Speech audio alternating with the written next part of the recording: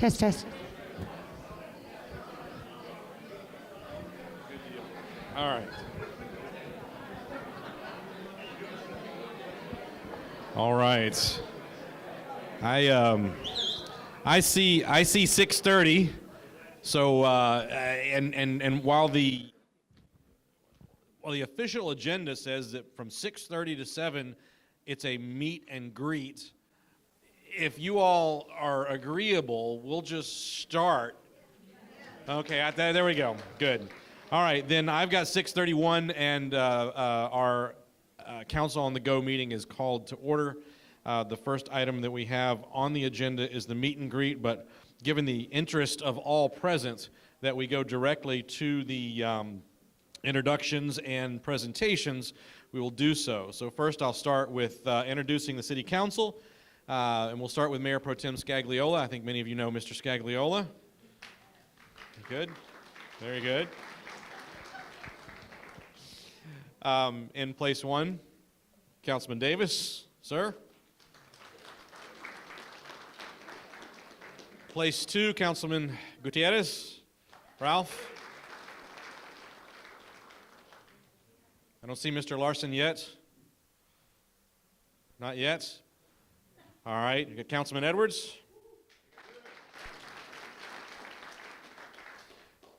Councilwoman Dr. Kaiser. I'll struggle with that until I'm finished. And then Councilman Crawford. There we go. I was looking around the room to see where everybody was.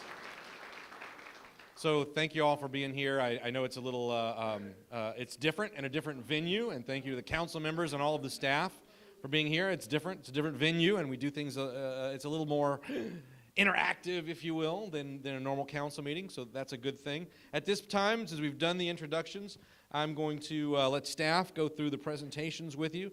Looks like we have 4 that we have scheduled, and at the end of those 4, we'll do questions and take comments and the like. So, Mr. James, if you would, our acting city manager, Brian James, it's all yours, sir.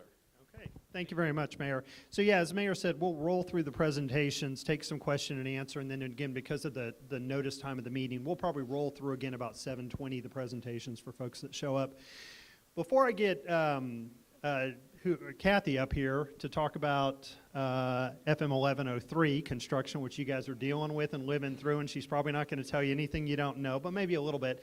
One of the things we do typically at our council meeting is often we'll recognize new employees, or we'll talk about staff, sort of city manager comment. And even though it's not on the agenda, I wanted to do that real quick, particularly to recognize a couple of staff people. Those are in our Public Works Department, Kevin Anderson and Tyler Warnicki, who work for Jimmy and Doug back there. You know, we talk about what we are as a community and what people like about it, and often it's that sort of small town feel. And, you know, a lot of the folks who come work for the city, you know, it's a job and it pays the bills and things like that, but they also want to go home feeling like they've done something good for the community at the end of the day. And last week, one day, Tyler and Kevin were coming down in a public works vehicle a little before 8 on Schertz Parkway. And if you guys know, as y'all have lived here, we get a lot of kids who walk and ride their bikes to school in Schertz, far more than you see in San Antonio, New Braunfels, other communities like that. We got a lot of little kids who are out riding their bikes. And coming down Schertz Parkway, there was a kid, I don't know, maybe first grader or so, standing on the side of the road with a bike laying over on the sidewalk, just crying and not having a good day. And so I had kind of pulled over, but by the time I kind of came back around to look what had happened, Kevin and Tyler had stopped their city vehicle and were checking on the kid.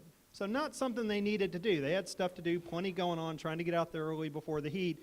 Could have very easily just said, yeah, hey, it's a kid that's not happy about going to school, fell over on his bike, seems fine.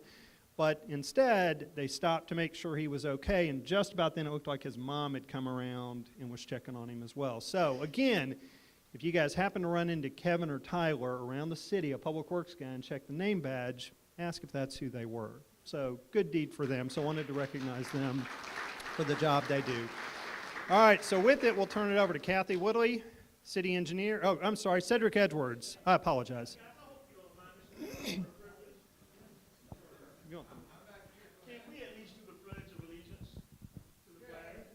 All right. You want to lead us? Okay, I'll be happy to lead us. If you guys don't mind, please stand. I pledge allegiance to the flag of the United States of America and to the republic for which it stands, one nation, under God, indivisible, with liberty and justice for all. Thank you, guys. Kathy? See if I can manage to operate it.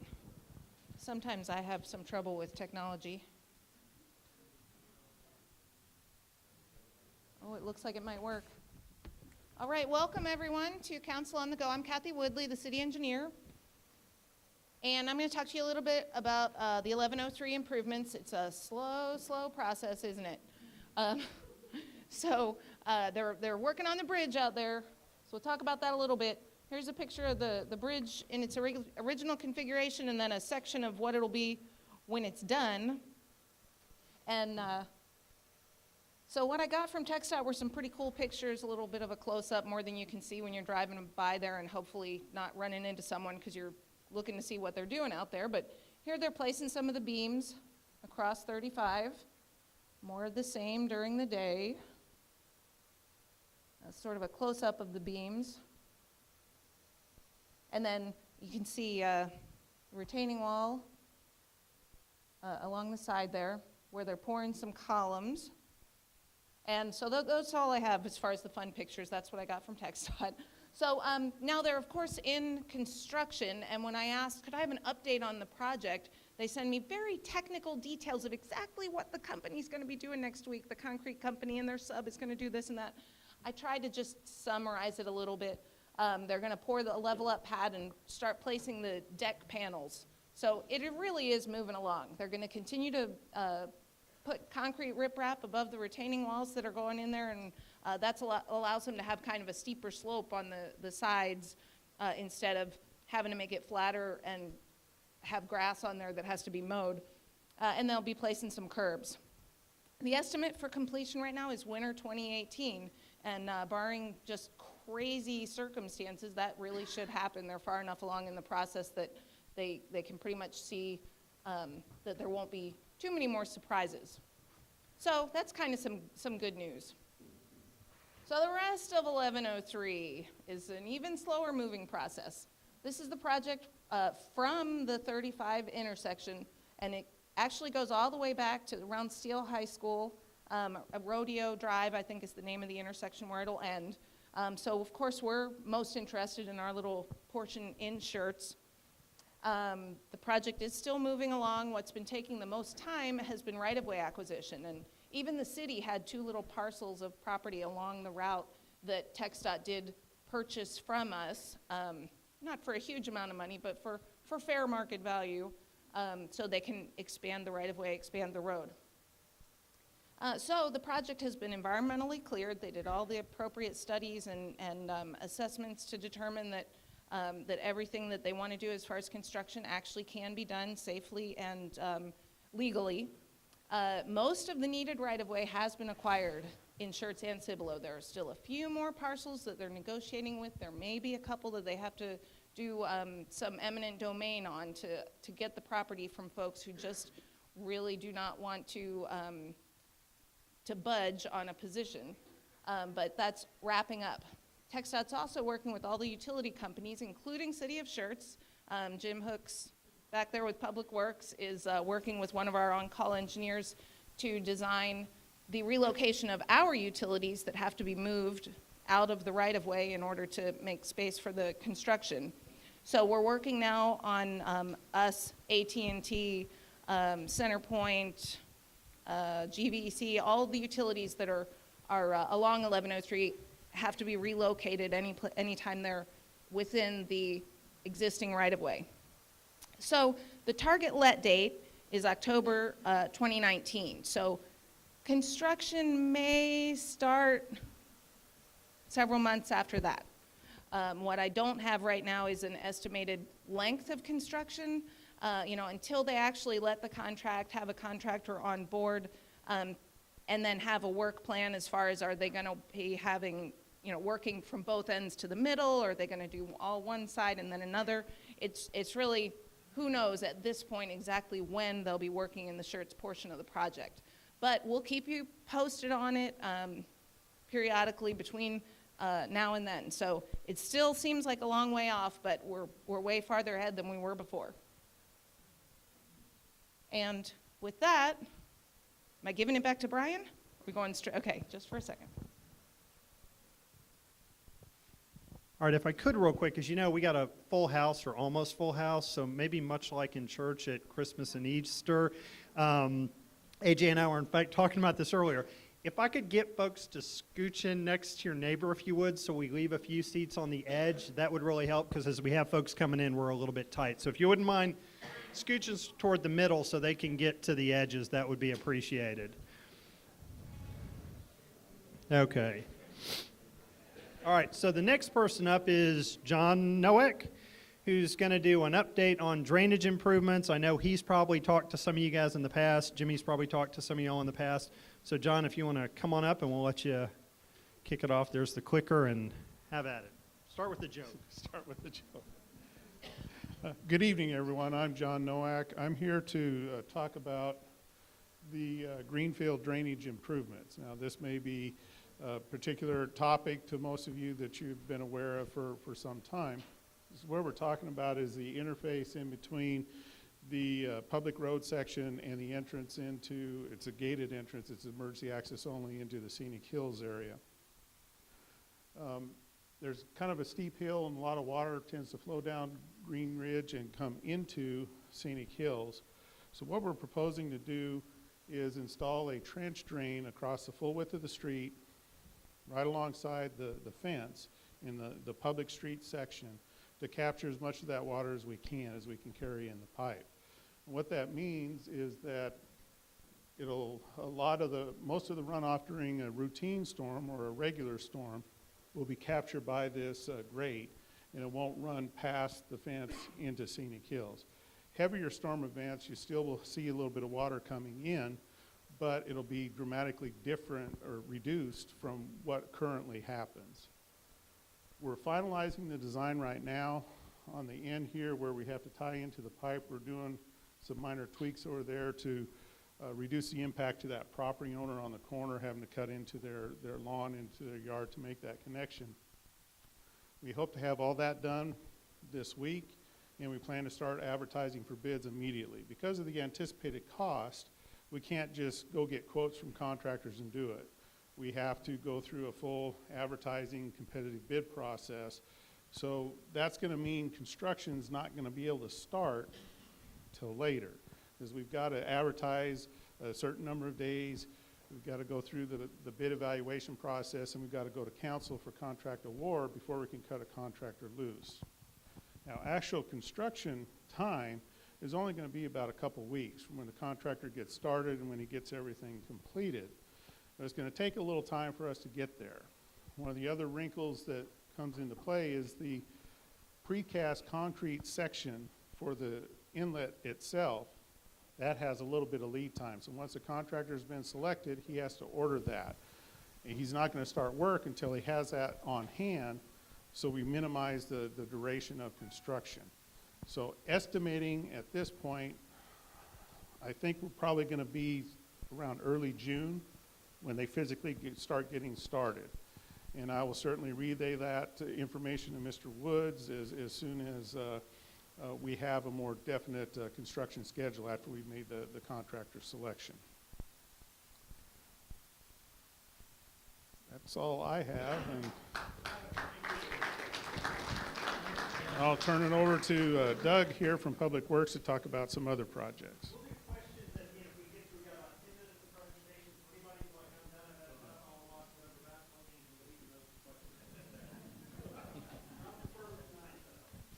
Good evening. My name is Doug Lutbetter with the Public Works. Talk to you about a few projects we have going on. This is all 2017, 2018. It was all budgeted out. This is the largest project. It is a desilting project, East Dietz Creek. Desilting means it's just a buildup of dirt, debris. There's probably 1 to 2 foot of debris in this ditch that needs to be cleaned out. It was budgeted at $535. It is currently in design right now. Hopefully bid, all these jobs should hopefully bid by late summer. So here's the length of the project. It's pretty good size. It runs from Borgfield to Beach Road. The next one is Hidden Grove. We call it underground drainage. Basically, this drainage is hard to maintain. It's like a V. It's too steep, so we want to put this water, put the water underground, build it up where we can maintain it easily. And $136,800, and is currently in design here. There's the link to the project here. Okay, I wrapped all these up in one. These are all concrete riprap projects. We have Dietz Road drainage channel. We have the Colonies drainage channel, Schaefer Road drainage channel, the Osage Avenue drainage channel, and Castle Hills drainage channel. Okay, that was a budget amount for all of these jobs at $436,255. And this will run through the locations. Dietz Road, Borgfield. This is Colonies drainage. This is Buffalo Drive right here. Schaefer Road. This back part, back over here is where Randolph is. So I guess that's on the west side of 1518. We got Osage Avenue. This is a pretty good project here. They started this project, it's concrete through here, so we're going to take it from that point all the way down. That'll complete this project right here. Castle Hills. This right here will, oops, sorry about that.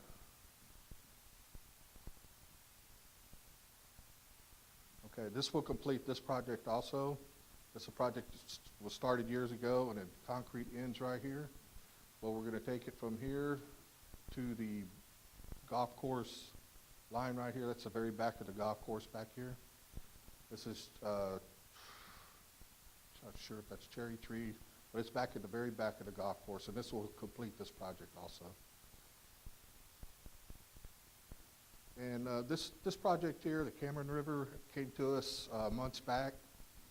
Basically what we found out is that inlet right here will not take a large rain event.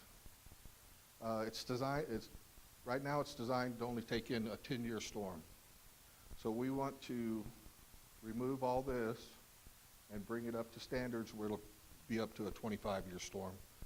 We have problems with the water coming in this way and going up into these folks' yards. That's all I got.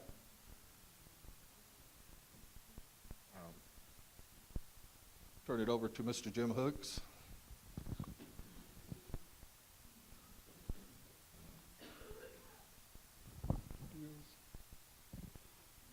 Good evening.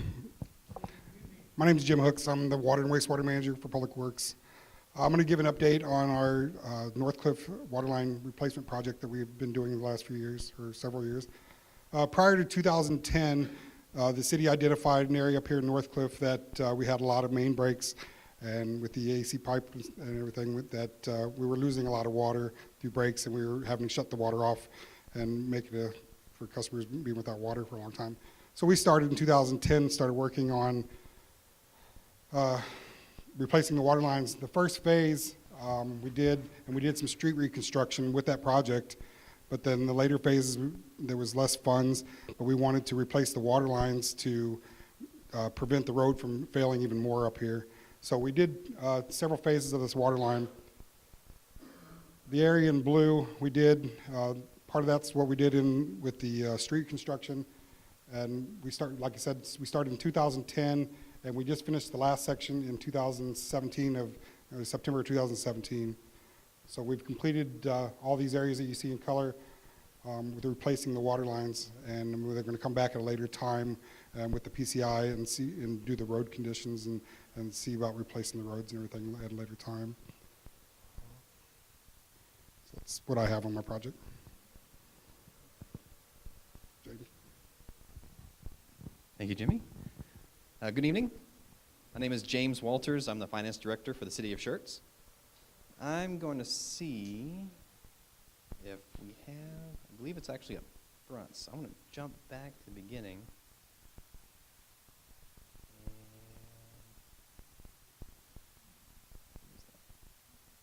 first slide. I believe we have a video for you. Let me see if I can get it to go.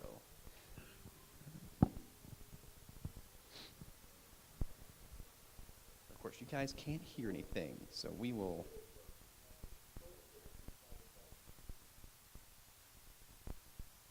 Nobody can hear that one?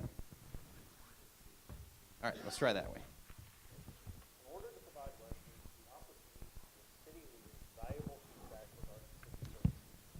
The results were positive, with more than 80% of surveyed residents indicating satisfaction with quality of services. Anybody here? Quality of life. Okay. It's a very nice video, which you can see a lot of production quality went into it.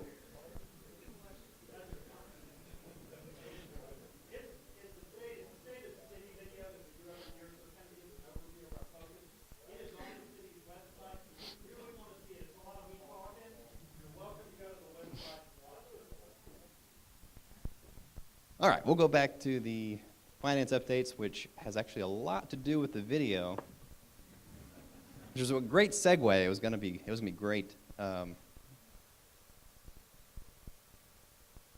on to the finance survey. One thing the video touches on is we did the very first citizen satisfaction survey that we've ever done back in November 2016. And basically the survey asked, what are we doing good, what are we not doing so well, and it kind of gave us an idea of where we should focus on for improvements. So the top 4 items that we heard back were we need to work on improving our police services, improve parks and trails, stormwater runoff or drainage, and then help increase the enforcement of city codes and ordinances. So those were the top 4 items that we heard back that were most important to the community. So for this year's budget, the one we're in right now, to help address some of these items, for police services, we added 2 additional police officers and 4 crossing guards. For parks and trails, we're going to focus on actually improving and updating our facilities in our parks, as well as new trail connections, sort of extending existing trails and creating some whole new trails throughout the city. One of those is over a $1 million trail project in central Schertz that's going to connect Schertz Parkway with 1103. So right now we have a nice walkway on Schertz Parkway, and then we're going to run across Wiederstein where the power lines are. We have that easement, and it's going to go back down to Live Oak Road. It's going to be one big circular trail. And we got that. It was basically an 80% match from the state on that. So $800,000 all coming from the state, and the city only had to put in about $200,000. And one of the great parts about that was reason we got that money and got that project going is we actually the state put out a sort of a voting thing. What kind of projects do you want to see? Which ones? So we were competing with a bunch of other projects in the area, and because we had so many Schertz residents come out and vote for our project, that's the reason we got all that money. So that was a very good community effort that actually was going to get those trails improved on. And we talked on stormwater runoff. You mentioned Doug was up here just a second ago. He mentioned about $400,000 of drainage projects. We're actually going to have over $1.3 million actually approved in the budget for additional silt removal, as well as the projects he was talking about. So as water runs down into the drainage ditches and they do their job, they collect the water and move it out of the city, other dirt and other debris kind of washes down in there. And so over time, the bottom of the drainage ditch actually starts to build up and actually reduces its capacity and makes it harder for it to move water out of the city. So every so often we have to go in there and then scrape the bottom and get all that extra dirt that's built up over the years out so it can still move as much water as it was designed to. And then for the enforcement of city codes and ordinances, we're actually adding a code enforcement officer, so bringing up to 3 code enforcement officers. So I also want to talk about the fund balance. We changed our fund balance policy this last September. And if you look at our city budget for this year, don't be alarmed.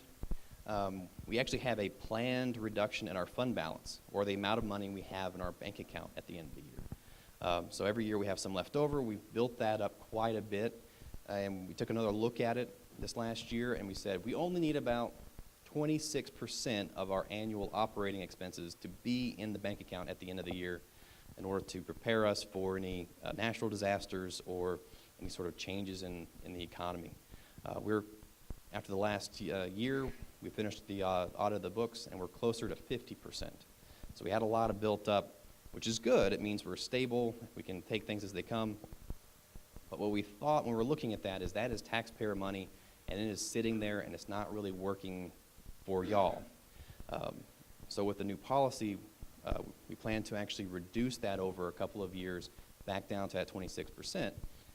And what it allowed us to do by pulling a lot of that money out of our savings account is we're able to provide 22 new positions this year throughout all the city funds and operating departments, which includes the 6 police I already mentioned. There's also 6 firefighters it helps fund, an inspections position. We talked about the code enforcement officer. There's 3 EMS personnel, 3 water, and 2 drainage personnel as well. So all that kind of will help us get back down to that 26%. And with that, it also replaces 20 work vehicles, a dump truck, and other trailers and other equipment. So we're making a big capital investment with the funds that we have.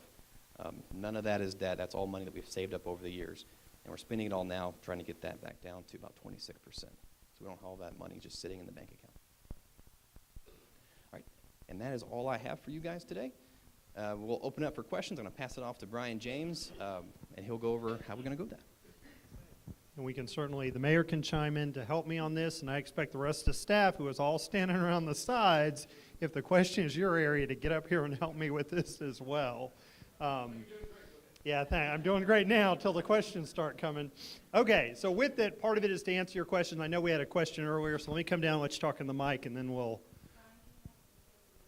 And if you could state your name, please. Skip Bowser. And my question is and much appreciated on doing that drainage across Greenridge up there. It's much needed to get the water, keep from flowing down there.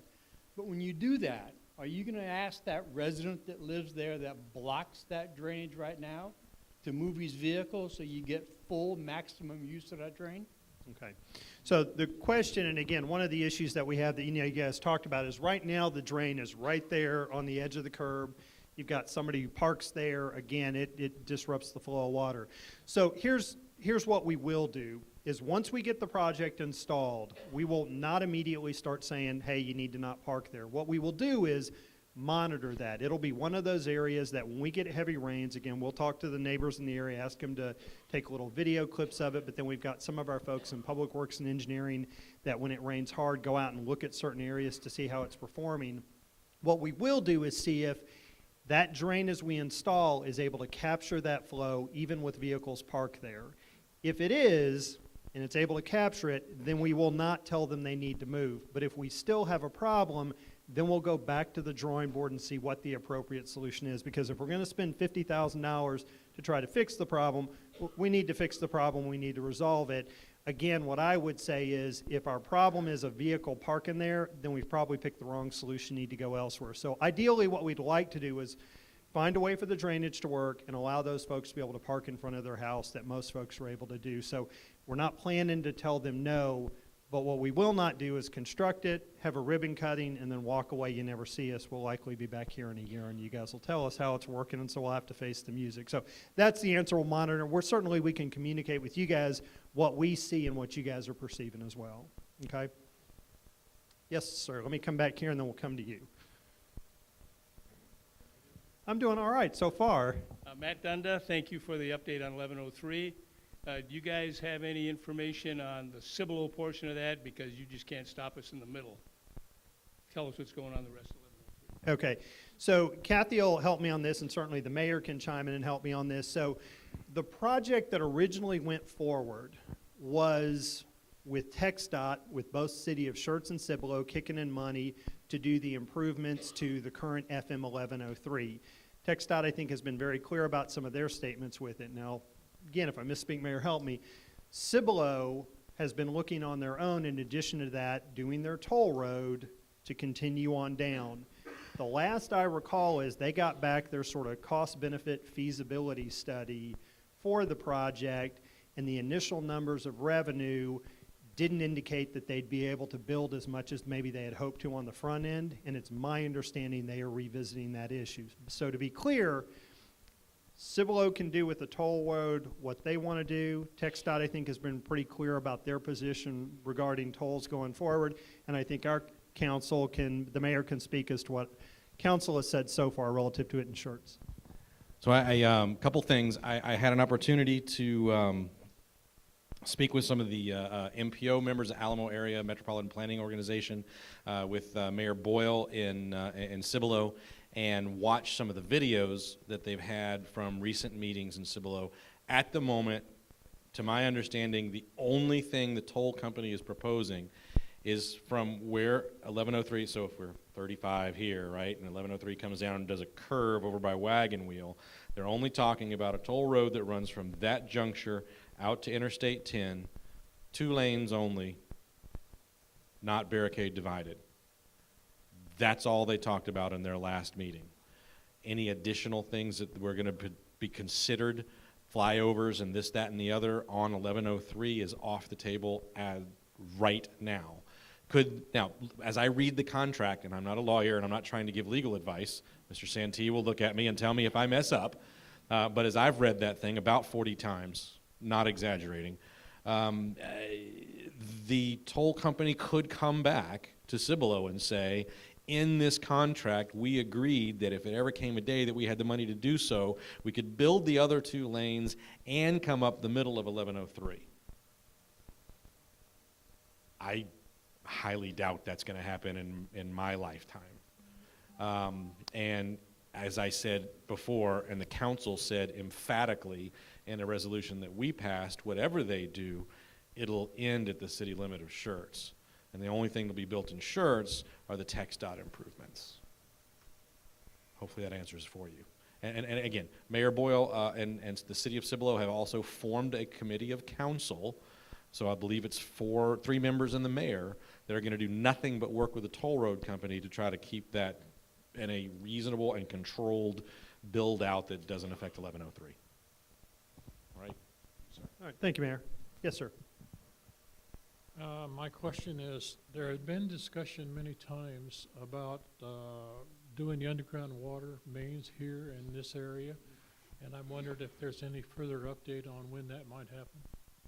Yeah, so here's probably the answer you don't want. There's not enough of an update to give you an answer that you can bank on. Here's what I will say, and you guys have highlighted one of the things that I think, as James talked about, some things we do pretty well at, some maybe we need to work better on. And one of the things that staff believes that we've sort of heard and has been affirmed from residents is we don't necessarily have a real clear plan of, hey, these are our priorities for different sorts of improvements. So if you took streets, water, and sewer, because when you think about, particularly with water and sewer, we need to add new things that aren't in the system today. So as we get new residents, new development, we need more elevated storage tank, more ground storage tanks. We need more main trunk lines. So we need new improvements to accommodate the growth. But we also need, parallel to that, is a plan for how do we maintain our infrastructure that starts to age and deteriorate. And one of the challenges, and this we've kind of dealt with over the last year with our roads, is, I think most people kind of get, hey, look, we don't have an unlimited supply of money, and nobody wants to pay the level of taxes to give the city an unlimited supply of money. But what they'd like to see is, what's the plan, and where am I relative to that plan? So that they can look at it and go, hey, I get I may not be first. Our water lines may not be the worst out there, but what are sort of the worst, or what's the priority, so that we can all kind of look at it above board. It's not sort of a squeaky wheel and go, oh yeah, that I get now that I see what that neighborhood's dealing with. They probably are the worst, and we're maybe second, third, fourth, whatever.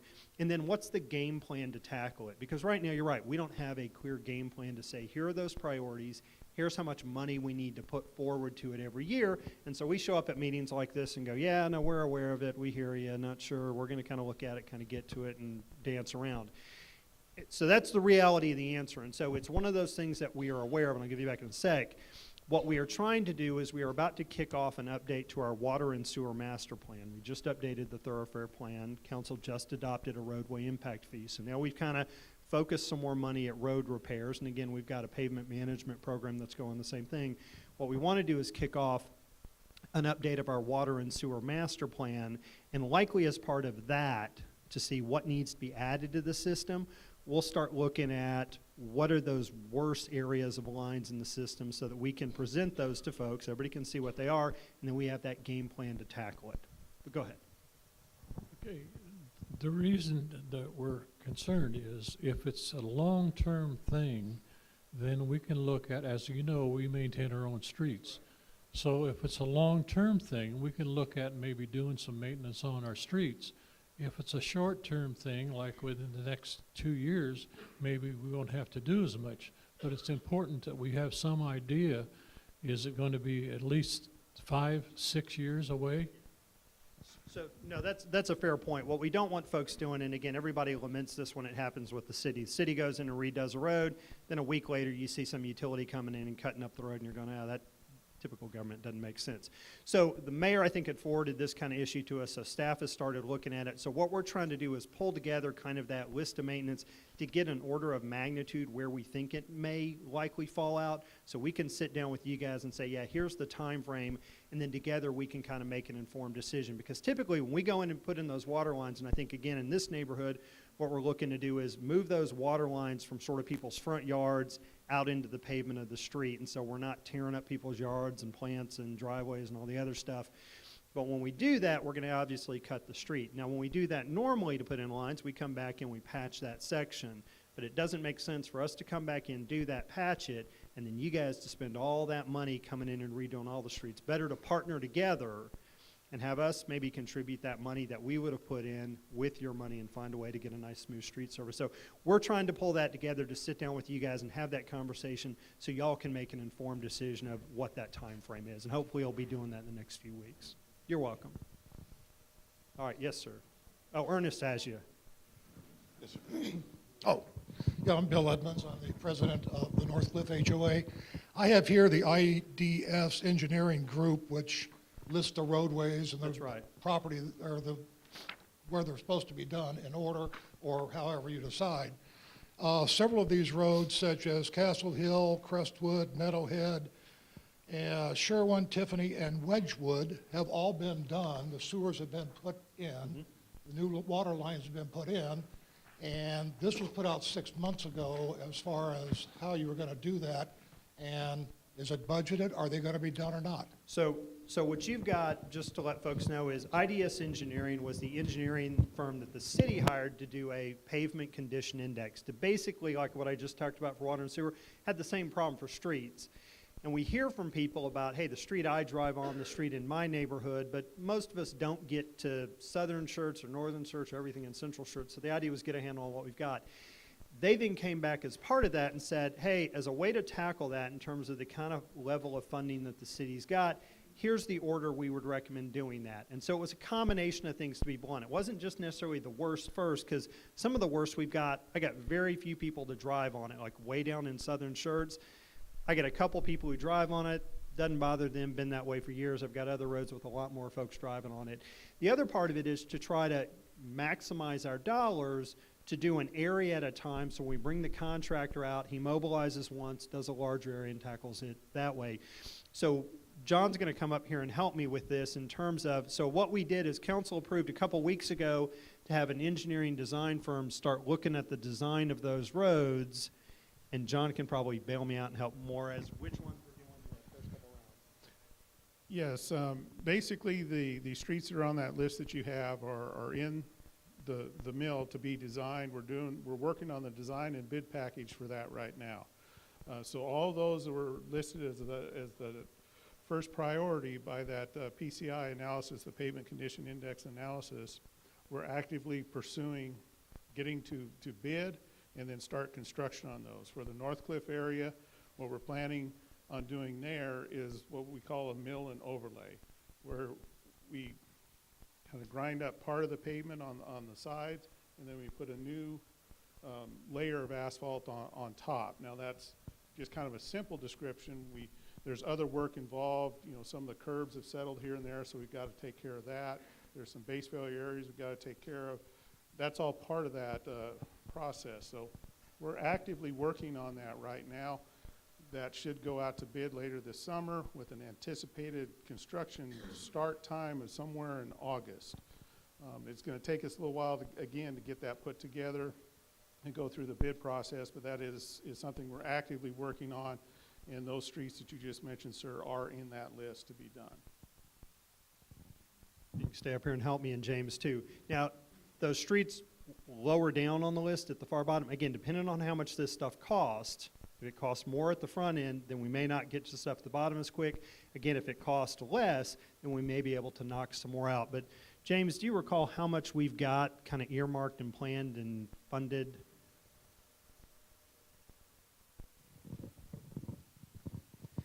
So we've done, issued about $3.2 million right now, and this summer we hope to go out for the final 1.6 for the whole total of $4.8 million. So we've got a pretty good chunk of money. It gets us so far. But so yeah, those we're planning to do a knockout. And again, this is part of the change in the way the city is doing business, to have somebody really look at everything that's out there, find a way to prioritize with it. So whether folks agree or not, they go, okay, I get how you went about it. Seems like a fair system. And then have a way to sort of work through. We're not going to get to all of them overnight. But again, the idea is to chip away at every year, not do something this year and next year and then don't do anything for 10 years. Every year, keep working it down. That's the game plan. So appreciate folks. Yes, sir. Let me come back to you. And if you can state your name, I'm getting told. Don Bailey. What are your plans, or do you have any plans for redoing, repaving Country Club Drive from here to 35? So I'll tell you this. I'm not sure, and John probably doesn't know off the top of his head, or he may know off the top of his head where Country Club falls out relative on the list. Unfortunately, I don't have a clear answer on that one. You know, I like to say we have a fully developed pavement management program. But this is a relatively new process that the city started on. Now, I've dealt with these programs in the other two municipalities, well, three municipalities that I worked for before I came to work for the city of Schertz. So we're just starting this, and we're focused on trying to get some improvements on the ground. So as we get this first project underway, what we're doing is we're looking at what the costs are so we can fine-tune our estimates, and then we're going to be prioritizing beyond that list that you have there, sir. When that first effort was done, it was intended to be kind of the first project or first couple of projects. We're hopeful that with good bid pricing that we can get those knocked out with the funding that we already have available, and possibly with good bid pricing be able to start adding some streets to that list. So as we do that, we're going to be reevaluating all of those streets that are in that master list, because the analysis looked at everything citywide, not just specific areas of the community. And we're going to start prioritizing and putting together a multi-year kind of approach. So my goal is that we're going to be developing over the course of the summer, as we get this project developed, we'll also be developing a 5-year plan. So people will be able to look at that 5-year plan and say, okay, this year, here's the list of streets that we're going to try to do. Next year, here's what's coming for 5 years. So that also will help folks plan. We can use that with our partners with utilities to try to better avoid these situations that Mr. James talked about earlier, where we go and make an investment in repairing a street and then have to replace a utility underneath. So while I don't have a definite time frame of when that would be done, that is one of the streets that's on that list that we're looking at and evaluating.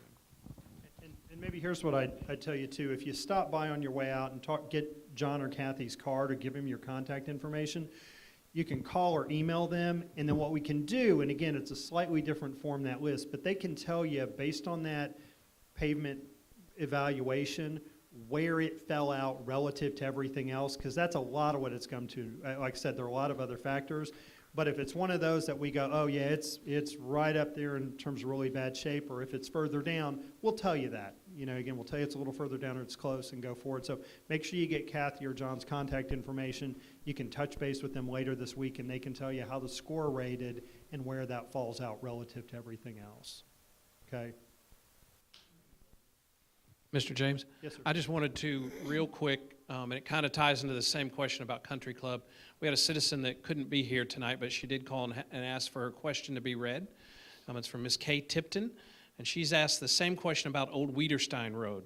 When will it be resurfaced, and when will it be repaired? Wow. And so- I will give this to Mr. Nowak so that he can call her in the morning. Yeah, thank you for that. And again, well, I'll give you sort of the city answer that I may get council going. Yeah, this is why we don't let Brian talk too often, or don't want him talking as much as he does. So, yeah, no, understood. So one of the things is, you guys know, we've got to, and again, change the name, but again, the section of road that I'll call Old Wiederstein from the 35 frontage road down to sort of Wiederstein where it hits in Cibolo, yeah, that's got a number of issues with it. So we've got the current levels of traffic are real high. The pavement's not in great shape. The cross section is narrow. We've got some issues at the intersection as well of Wiederstein, Old Wiederstein, and then the frontage road. So, in fact, we have been in discussions with the city of Cibolo. I will say that I had a conversation with the city manager of Cibolo this afternoon, very briefly over lunch, where we've asked them to kind of come back to us and say, hey, it would be helpful if you guys sort of could put forth a proposal, in part because the bulk of the traffic on that section are Cibolo residents. So it's our residents too, and you know, it's not as though we're indifferent to other communities because it affects us all, but I will tell you it's a very, very high priority for Cibolo that they've put forth a request that we partner on that, and part of what we're going back and forth is to understand what it is they may be proposing going forward. Once I kind of have a clean idea of what they're going forward, we'll put it on the council agenda. We'll brief council to say, here's kind of what we've got in terms of traffic levels, the width, right-of-way we need, easement or utilities to be relocated. Here's kind of what Cibolo has proposed. Here's what the traffic volumes are. Here's some potential options, and then council can make a recommendation going forward. So I'm talking about the section first off from 35 over. The other issue that we've got is the long section, if you will, of Wiederstein.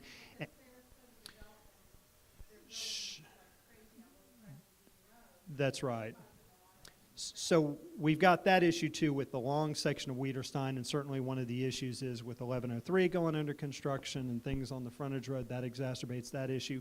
We've got two issues there. One is getting expansion to the full section. So part of the problem we have on all of that section is the road's not been improved to its ultimate width. And so one of the questions is how much money you put at repairing what's there as it starts to slough off on the sides versus needing to come in going forward. So we'll tackle that two ways, and this is where the two elements work together. I mentioned briefly earlier that earlier council adopted a roadway impact fee. Now, it's not the be-all, it's not the panacea, but it gets us a bit of money going there as well. To start having money to kick into projects than the city fund as well. So that's really one we have to make a determination. How much money do we put in repair versus taking that money and putting it to expanding the road in the full condition. So I think the focus, to be blunt, between Schertz and Cibolo to date has really been the section from 35 to Wiederstein. Once we knock that out, which seems to be an issue, then the next conversation probably a week later is going to be, okay, now we need to start looking at the whole section of Wiederstein going forward. But there is nothing imminent to sort of deal with that and do that. Okay? You get a question, sir? I have several questions. And Charlie Klopper, Scenic Hills. Several questions concerning 1103 and the bridge over Interstate 35. I note that the bridge is going to be twice as wide as it was. Is that going to include I don't know what you call it, a loop around for people wanting to go north, coming south to go north on the access road to eliminate, have two stop sites? Kathy's going to come up here in a second. Tell us if she can remember. Okay. What's your next question while Kathy's making her way up? Okay. The second question is, and I hope this is part of the improvement of 1103, is to make a right turn lane for people going west on 1103 to go north on Interstate 35. I think that would do a great thing to reduce the tremendous backups on 1103. I hope that's part of your plan. And number 3 is for those of us who want to go south on Interstate 35, we have to wind around Chelsea Drive either that or go north on the access road in a 3 or 4 mile round place.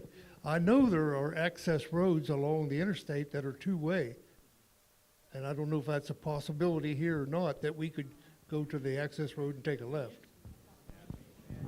Yeah. So I'll let Kathy pull this up and brainstorm her first two answers to the questions. Yeah, one of the things that obviously is when you have a rural cross-section of a freeway and those frontage roads, you get two-way traffic on it because there's limited volume. But then when it sort of becomes more developed, more urbanized, they switch those to one-way just because the volume of traffic's too high. So TxDOT's not going to go back on that. Now, what I will say is we have made them aware of the fact that all of the folks who have to go down or weave their way around, based on a council resolution a couple years ago, we sent a letter to TxDOT asking them to relook at potential additional future overpasses.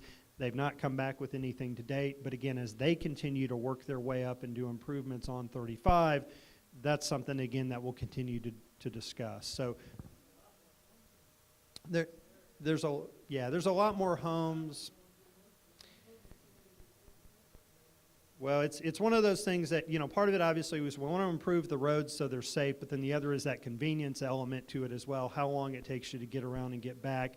But you're right, a lot of folks have that in between, and so TxDOT's aware of the need in the neighborhood and the number of folks. We will continue to refresh their memories on that so that as they move forward, but to be blunt, no, there's nothing imminent on that. And so with regard to the right turn lane and the loopies. I do not believe there are going to be full turnarounds with the 1103 bridge. One piece of information that we didn't talk about is there's another TxDOT project which includes some ramp reversals between 1103 and actually the whole project goes all the way, I think, to the Hayes County line. But in this area around 1103 at Schwab Road, they're looking at doing some intersection improvements, so the turnaround there should be faster than it is right now. Those are some of the first. There are probably, a dozen or more ramp reversals slated, and this will be done in a phased fashion. And the reversals at 1103 and right in this neighborhood and at Schwab Road are two of the top. They're part of that first phase of what will be done there. So there will be some improvements, and that's a totally separate track as far as schedule and all that from the 1103 project. So maybe next time we have something like this, we'll get an update from TxDOT on that project. And then the right turn lane coming off 1103 on to pick up north on 35, I think that right turn lane is included in that. Yes, definitely. That is absolutely a right turn lane from 1103 onto 35, yes. So here, can we do this? Can we get from TxDOT the latest schematics if they've got them? We'll post those on our website on the front page. So if you want to see the schematic of that, where that right turn would be, and then the overpass, we'll have both those to let you be able to look at those going forward with it. Okay? Yeah, I would agree with you. I will say this, and again, let me be real clear. I agree with you. It's one that if we had that U-turn there, that would be hugely advantageous to folks. Understand, though, one of the things that when the city, when TxDOT approached the city of Schertz and Cibolo for 1103, that overpass was not part of that project. It was not part of the city's match. It was essentially they'll come up to the frontage road, and that's where the property stops. I will say TxDOT, obviously looking at things going, hey, if I make these improvements and funnel everybody into the intersection as today, I'm going to back up there. But TxDOT came up with that money as a separate project for the overpass you see. So while it may not be ideal, I will say that that was not initially part of the thing, and TxDOT was able to find the money to do it. And And so in conjunction with that, I did just remember a little bit more detail. So the ramp reversal, what that would mean is it would provide an opportunity to get to exit 35 after 1103. So you could so you don't have to go through the 1103 intersection to get to Country Club if you're going northbound on 35. So that is a pretty significant benefit, I think, from that end.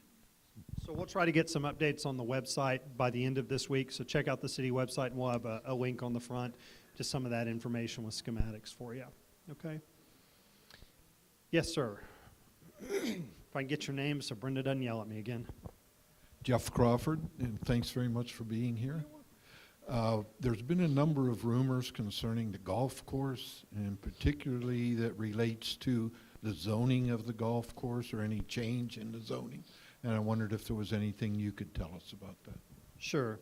And I'm going to look to Channery, who probably doesn't know and hadn't checked that one lately. So yeah, to be honest, the rumors you guys have heard about people kicking around to look at potentially shutting down the golf course, redeveloping the golf course, reconfiguring it, we had heard that some time ago. I'm not aware of anybody kicking around recently. Now, part of the golf course, as I recall, and again, check the website tomorrow, because if I misspeak, we'll clarify it, but part of the golf course, as I recall, is zoned something like golf course or open space or something like that, but part of the golf course property is already, I believe, zoned for commercial uses. And so for part of it, I believe the zoning is already in place. But we have not, to my knowledge, had anybody kicking around recently, have we, Channery? Yeah, it was sort of, and I'm going to look to Dr. Scagliola, wherever he is. How long ago was that y'all were at council of last year?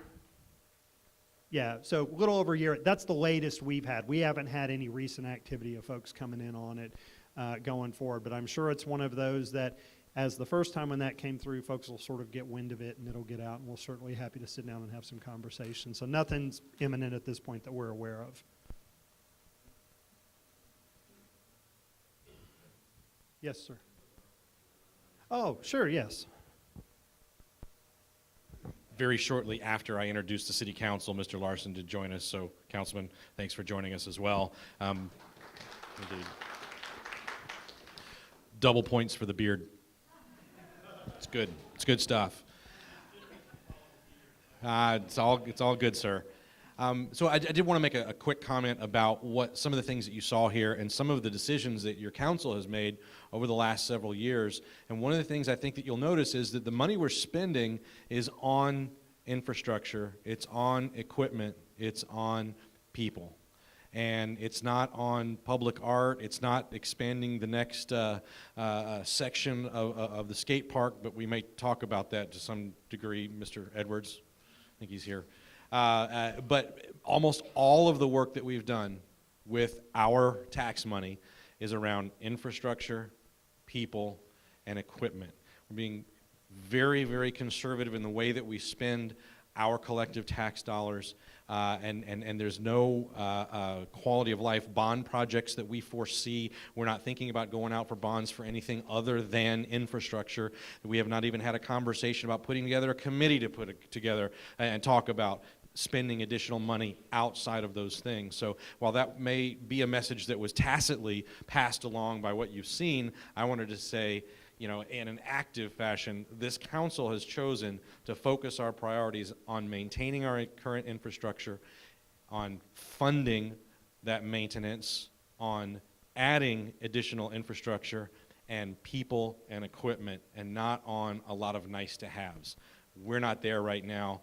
That focus has been a policy setting by your council, and they've done a very good job on it. I don't get to vote, they get to vote. I only vote in a tie, so good job to them.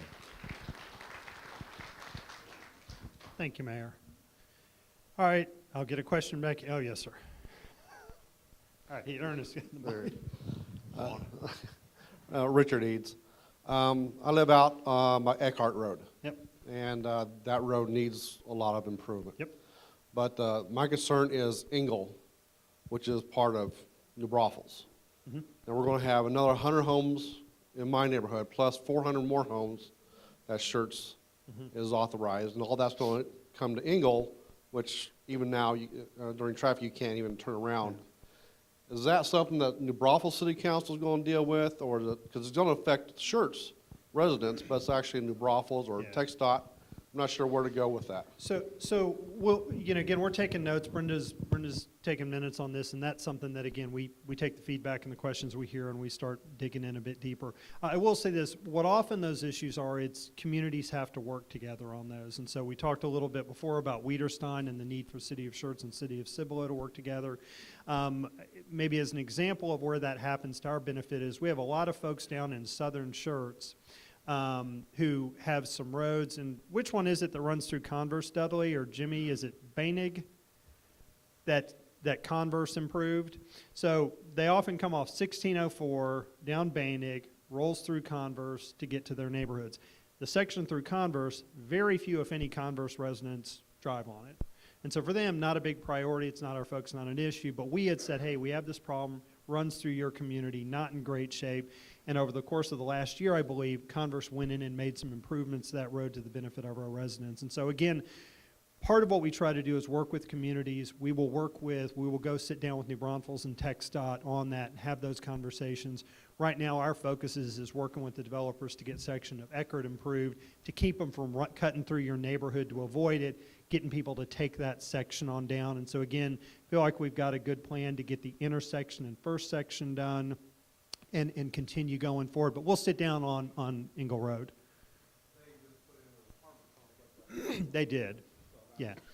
That's what work. So when we updated our thoroughfare plan, our consultant and our staff went around and talked to all of our neighboring cities, including New Braunfels. And again, I think it's one that while we compete for different things, economic development, we also cooperate a lot. And again, we generally have mutual interest. And I think it's one of those that, often we'll need a community to help us out, and then they'll need us to help out later. So particularly for us, when we're approached by a community, we keep in mind that, hey, down the road, we may need something from them going forward. So let's see what we can do working together, balancing priorities.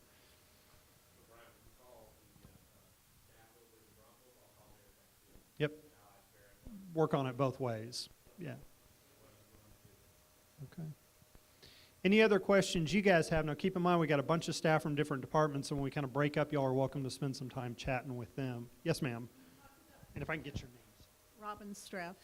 You talked about putting, a bike and hike trail in from 1103 all the way to... So the first phase initially is getting the trail for the trail grant, and Lauren can correct me, is getting it from Schertz Parkway up to 3009, up that easement. And then we've had some conversations for some of the folks in our Parks Board of, that's great that we've done a lot with Central Schertz, but how do we connect Northern Schertz and how do we connect Southern Schertz? And I think really in terms of where population is and the ease of making that connection, it's then taking the next phase of that and looking at how we fund that trail construction so we get up to 1103. Because much like we had Schertz Parkway with the nice hike and bike trails, when TxDOT, and it was entirely funded by TxDOT, I think $3.2 million or so for the sidewalks on 3009, and now we get people saying, hey, there's no connection. So once we have this grant and we go from Schertz Parkway to 3009, because James mentioned our next priority is really looking at how we make that connection probably up through the easement to get up to 1103, because we're going to have those sidewalks and hike and bike trail there, and you're going to get a lot of people really tired of going back and forth on 1103. But it would just be, again, the plan is to run through which easement is it? The LCRA easement, so the overhead power lines, to run up. So again, the funding for the grant gets us up to 3009, and then the next thing we have to look at to fund, as James kind of talked about, is how do we then make that connection? So if you're biking, if you're running, if you're doing that, or just trying to get around, you have the ability to get to one area to the other, as opposed to you can go, call it north-south, but you can't get sort of east-west running parallel to 35. So that's our next priority, to make that connection up north. Again, another priority is trying to really maximize what we've probably got on the Cibolo Creek in terms of trails there, like you've seen San Antonio do with Salado Creek and things like that. But then again, get some connections down in Southern Schertz with the improvements that are coming to FM 1518. So the timeline of that, there's no funding for the section to go from 3009 up. But what we've got is we're in design, I believe, now on the section to hit 3009, and then we'll probably go under construction later this year. And so once I get that done, then we'll start looking at how we fund and move forward there. So we got to find funding. Well, our hope is it's not that long. Now I will say this, and James sort of downplayed it, and I mean this sincerely. We have had a whole lot of luck getting projects funded through matching funds in the city of Schertz. Again, as James said, it's about a $1.2 million project for those things we're trying to do now with hike and bike trails. We've got about $46 million total for FM 1518, and then we've got the 1103 funds, and then TxDOT paid for the overpass entirely, and then they paid over $3 million for the sidewalks down 3009. A lot of what really has made that successful is the fact that we are able to get you guys to really chime in on that stuff because it really does help us. We were worried we would not get that trail grant funding that we have now. And if we didn't get that, then it's even longer till we get up to you guys. What bumped us up, truly, was the amount of public input we got from folks in Schertz who chimed in and said, yeah, that's a high priority project for us. And that has helped us quite a bit. So we likely will be coming back to you and we're ready to try to get some matching funds, needing you guys to get the word out to everybody, to go online, to log in, to vote for those sort of projects, and that will help us because we've been very successful. I will say we've had a lot of luck, but a lot of that comes down to you guys in terms of that grant pushing us over a hump. So the city of Schertz is also a member of the Northeast Partnership for Economic Development. It's 12 cities that are up here in the northeastern part of the San Antonio MSA. And one of the things that we get to do is we get to appoint someone to the Alamo Area Metropolitan Planning Organization Technical Advisory Committee and to the Executive Committee and a member to the Bicycle Mobility portion of MPO. We just last month, and actually, Brenda, we have to do it officially, appointed Scott Wayman, who is the city manager from Live Oak, as the Northeast Partnership's representative with the Bicycle Mobility Authority. So they will be pushing for multimodal grants, dollars, et cetera, for these kinds of developments. So I'll put that on Scott's radar when I see him next. And the other question is, do we know yet, given the Santikos development, as Rips Chrysler is going to basically go all the way through to Wiederstein, right? Perhaps. So I'll stop there, and we'll Give me the mic back. Now, thanks, Mayor. And now, we'll tell you this, too, and frankly, John, you want to stand up? Can you stand up, please, John Sullivan? So this is John Sullivan, if you don't know. He is on our Transportation Safety Advisory Committee. He is also on our Parks Board. And he is, just keep standing, don't sit down. He is a, what, Lauren, would you say, a very, very strong advocate for hike and bike trail facilities. And so I will say credit probably is to John to push in the city. And sometimes we have to hear from you guys, a few times, unfortunately, to get more engaged. But so I attend all of the bicycle mobility meetings as well. So yeah, again, saw Scott Wayman. And that was really, I think, at John's prompting to say, hey, we really need to be more engaged. And I think there's a lot of validity that if we're going to show up one day and go, hey, we're here, we'd like some money, and their reaction is, well, never seen you before, probably doesn't bode well. But again, if it's one of those that they're like, hey, Brian, how's it going? Good to see you. Nice that you attend the meeting. Any thoughts? That probably helps us. So again, credit to John Sullivan for pushing us to get more engaged. And so yeah, those are meetings that right now I'm the one from staff attending, but we'll continue to have a staff person attend those because again, it's not really, doesn't look good if we show up wanting money, but we're not there being engaged as well. And so I will say this, did anybody here attend the Moving on Main a couple weeks ago? Anybody? All right, so we got a few. So we had the event down on Main Street. I will say that's one of those things that have mentioned to them as well, so it's good when we start doing events and functions like that.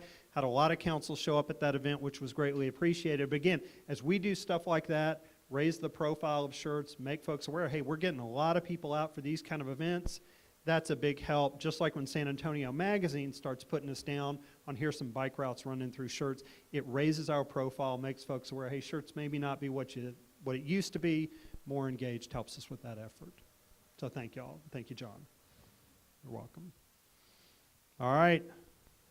Okay. Oh, Kathy, yes. Okay. Okay. I'm going to stand up here and tell everybody about a mistake that I made.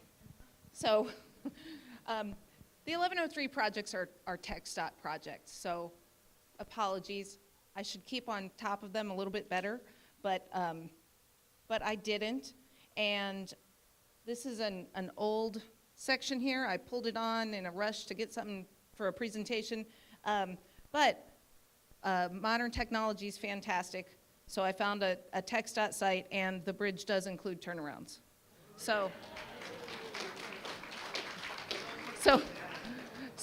Right. So there will be turnarounds, and I'm not taking the applause for me because I'm not the one who did it. Also, talking about bike lanes, there are bike lanes slated as part of the design for 1103. So, and sidewalks on both sides. Thanks, Kathy. That's good news. All right. Oh, yes, sir. We'll get, all right, yes, sir. Thought I was off the hot seat. Matt Dunda. This is just a comment from the Scenic Hills community. We want to thank the fire department, the EMT guys.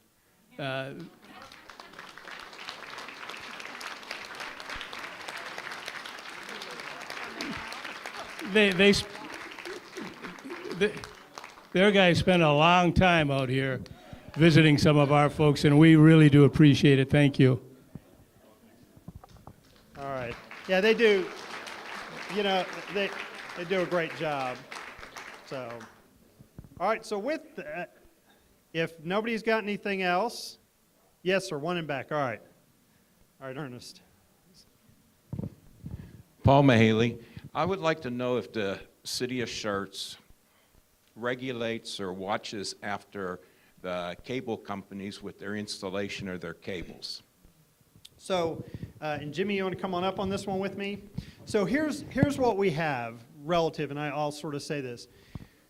When any utility company, be it cable TV or one of the power companies or things like that, wants to do work in the right-of-way, in city right-of-way, they are required to pull a public works permit to come in and let us know that they are doing work and make sure we're good with it, gives us a heads up.